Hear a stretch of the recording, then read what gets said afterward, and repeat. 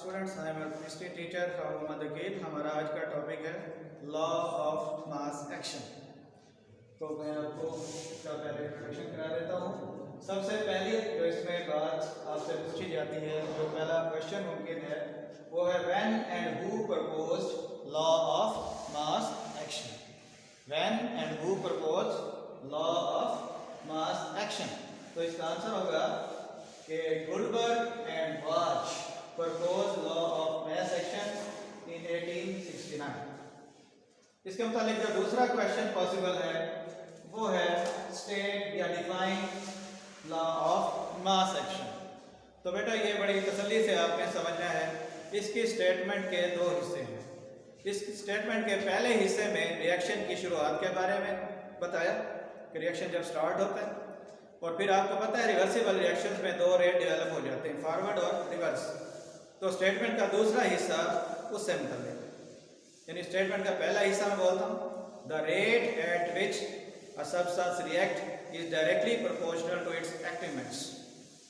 इसमें यह कह रहा है कि जिस तेज रफ्तारी के साथ रिएक्शन शुरू होगा, इसका इन्हिसार जो एक्टिव मास है सब्सटेंस का जो अवेलेबल है उस वक्त उस पर डिपेंड करता है। जब रिएक्शन स्टार्ट होता है उस वक्त रिएक्टेंट ही अवेलेबल होते हैं, प्रोडक्ट नेग्लिजिबल होते हैं। तो जैसे ही रिएक्शन चलता है, प्रोडक्ट बनते हैं, तो प्रोडक्ट दोबारा रिएक्टेंट में तब्दील होना शुरू हो जाते हैं। तो इस तरह से दो रेट्स डेवलप हो जाते हैं, रेट ऑफ फॉरवर्ड रिएक्शन और रेट ऑफ रिवर्स रिएक्शन। तो स्टेटमेंट का दूसरा हिस्सा इसी मुताल्लिक है the rate of reaction is directly proportional to the product of active masses of reacting substances. अब मैं जोड़ के पढ़ देता हूँ पूरी statement. The rate at which a substance react is directly proportional to its active mass and the rate of reaction is directly proportional to the product of active masses of reacting substances।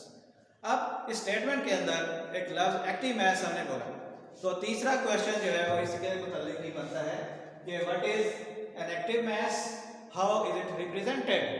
What is an active mass, how it is represented.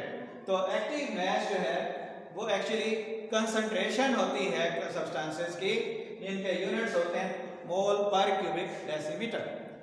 यानी मैं दूसरे आसान लफ्ज़ों में कह देता हूँ कि ये सब्सटेंसेस की मोलर कंसंट्रेशंस होती हैं जिनका यूनिट हम लिखते हैं मोल पर क्यूबिक डेसीमीटर, और इनको हमेशा स्क्वायर ब्रैकेट्स के अंदर जो है वो रिप्रेजेंट किया जाता है।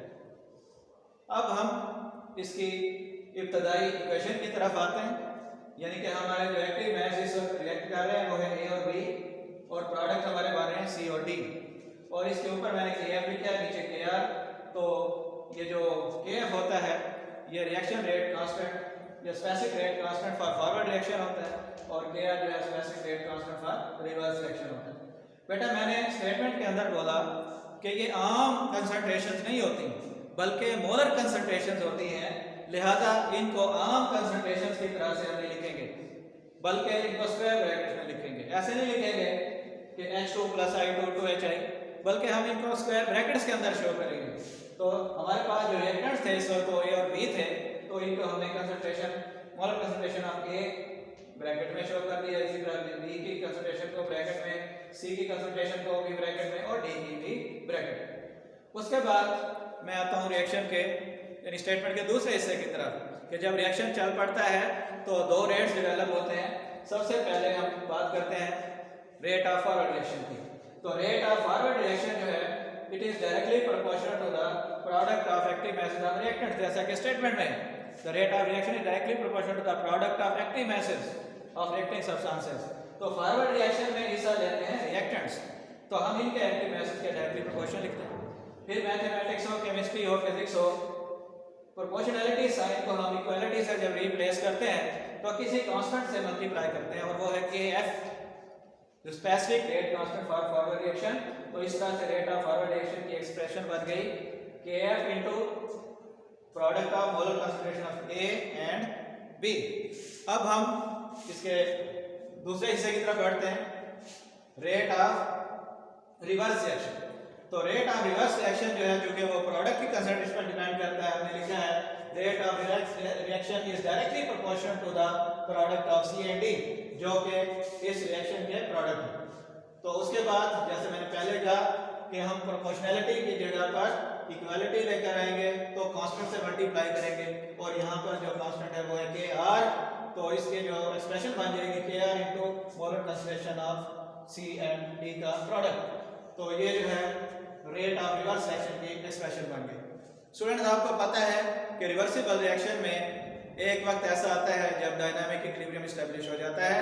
तो जब डायनामिक इक्विलिब्रियम एस्टेब्लिश होता है तो उस वक्त दोनों रेट्स बराबर हो जाते हैं, rate of forward reaction rate of reverse reaction के इक्वल हो जाता है। तो एट डायनामिक इक्विलिब्रियम तो दोनों रेट्स बराबर हो जाते हैं, तब लिखेंगे the rate of forward reaction is equal to rate of reverse reaction.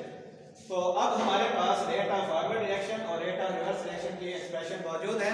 Rate of forward reaction की एक्सप्रेशन ये और रेट ऑफ रिवर्स रिएक्शन की एक्सप्रेशन जो है हमारे पास ये मौजूद है, लिहाजा हम इनकी जगह पे ये दोनों पुट कर देते हैं। अब आप बेटा देख रहे हैं कि दोनों तरफ तो एक एक कांस्टेंट मौजूद है और दो वेरिएबल्स मौजूद है। तो हम ये करेंगे अब कि कांस्टेंट को एक साइड पे इकट्ठा करेंगे, वेरिएबल्स को दूसरी तरफ। तो के आर को जब राइट साइड से लेफ्ट पे लाएंगे तो ये के एफ से डिवाइड हो जाएगा। ए और बी के प्रोडक्ट को जब आप राइट की तरफ ले जाएंगे तो ये डिवाइड हो जाएगा। तो इस तरह से इक्वेशन बन जाएगी के एफ और k r product of c and d और प्रोडक्ट ऑफ एंड डी। अब दो कांस्टेंट इकट्ठे हो गए हैं, हम दोनों को सिंगल कांस्टेंट के साथ रिप्लेस कर देते हैं। हम के एफ और k are is equal to लिख देते हैं के सी। तो इन दोनों की जगह पे हम के सी पुट कर देंगे और इक्वेशन की सूरत हाल वैसी रहेगी, product of molar concentration of c and d ऊपर और product of molar concentration of a and b नीचे, और केसी को हम कहते हैं इक्विलिब्रियम कांस्टेंट। तो इस तरह से हमारा ये टॉपिक कंप्लीट हुआ। स्टूडेंट्स आप हमारे चैनल को सब्सक्राइब करें ताकि नेक्स्ट वीडियो आपके पास टाइमली आ सके। किसी प्रॉब्लम की सूरत में आप मुझे कॉल भी कर सकते हैं, SMS कर सकते हैं। I will help you. Thank you. Allah हाफिज़।